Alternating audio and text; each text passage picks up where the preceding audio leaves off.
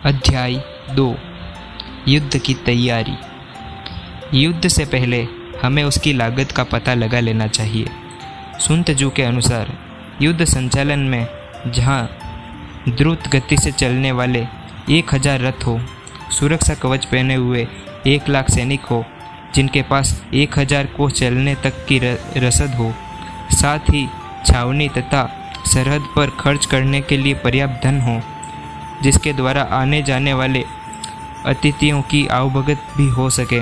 छोटी छोटी आवश्यक वस्तुएं जैसे गोंद, रंग रोगन तथा रथों एवं सुरक्षा कवचों पर किए जाने वाले खर्च सब मिलाकर प्रतिदिन 1000 चांदी के सिक्कों के बराबर आएगा। यह कीमत है 1 लाख सैनिकों की सेना खड़ी करने की।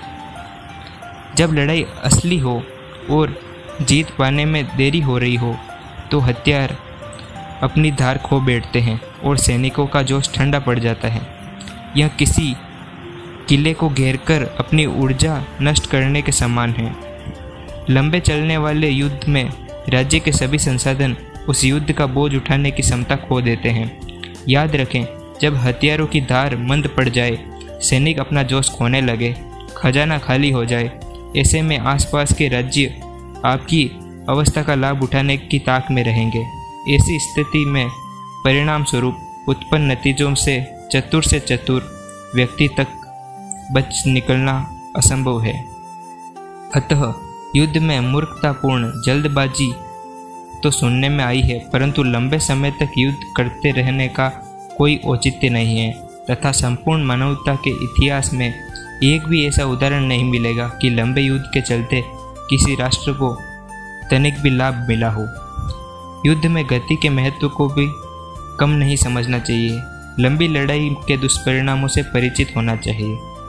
कहने का अर्थ है, युद्ध को शीघ्रता से समाप्त करके तुरंत लाभ प्राप्त करें।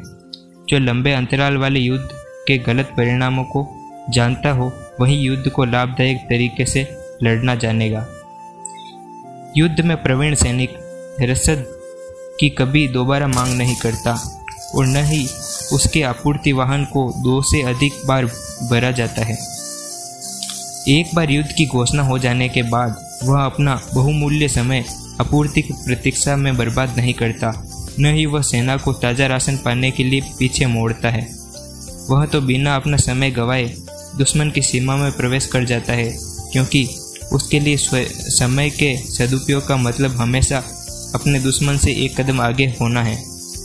अभेद रणनीतियाँ बनाने में निपुण जूलियस सीजर तथा नेपोलियन बोनापार्ट तक ने समय के सदुपयोग पर विशेष जोर दिया है।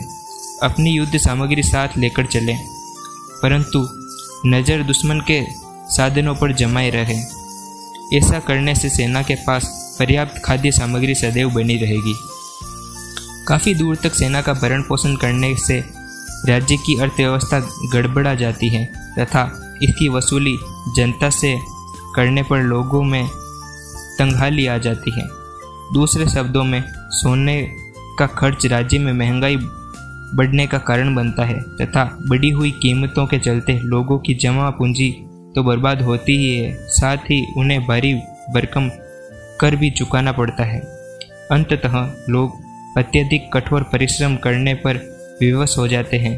द्रव्य एवं ऊर्जा की इस हानि के कारण प्रजा को अत्यंत वेदना एवं पीड़ा का सामना करना पड़ता है। ऐसे में टूटे रथ, थके व घायल घोड़ों, रक्षा कवच, नकाब, लोहे की टोपियों, तीर कमान, भाले, ढाल एवं बैलगाड़ियों आदि का कुल खर्च राज्य के आधे खर्च के बराबर हो जाएगा। नागरिक और सेना किसी भी राष्ट्र की अमूल्य धरोहर होते हैं। इसके महत्व को समझना तथा उन्हें सुरक्षा एवं भोजन की गारंटी देना सत्ता में बैठे लोगों की प्राथमिकता होना चाहिए। बुद्धिमान सेनापति इस बात का विशेष ध्यान रखता है कि मौका मिलते ही दुश्मन के साधनों को उपयोग में लाया जाए, क्योंकि खाद्य सामग्री से भरी दुश्मन की एक गाड़ी अपनी 20 गाड़ियों के बराबर होती है। यही नियम दुश्मन की अन्य चीज़ों के ऊपर भी लागू होती है। दुश्मन को मारने के लिए हमें हमारे सैनिकों में आक्रोश को जागृत करना चाहिए। दुश्मन की पराजय में उन्हें अपनी विजय नजर आनी चाहिए।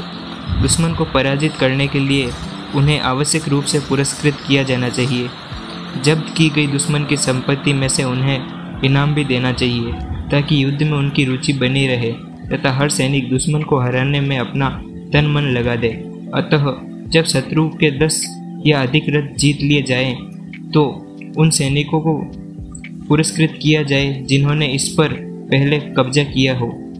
दुश्मन के रथों पर से उनके झंडे उतारकर उन पर अपनी पताका अविलंब फहरा दे। साथ ही इन जीते गए रथों को अपने रथों के संग मिलाकर इनका उपयोग युद्ध के लिए करना चाहिए तथा बंदी बनाए गए सैनिकों के साथ अच्छा व्यवहार करना चाहिए। इसी को पराजित शत्रु का प्रयोग करके अपना बल एवं सामर्थ्य बढ़ाना कहा जाता है। युद्ध को गंभीरता से ले। युद्ध में अपना मकसद विजय प्राप्ति होना चाहिए, न कि लंबी लड़ाई। एक सेनाध्यक्ष राष्ट्र के भाग्य का विधाता होता है। इसी व्यक्ति के निर्णय पर निर्भर करता है कि देश में शांति एवं सुरक्षा रहेगी अथवा देश पर खतरे के बादल मंडराते रहेंगे।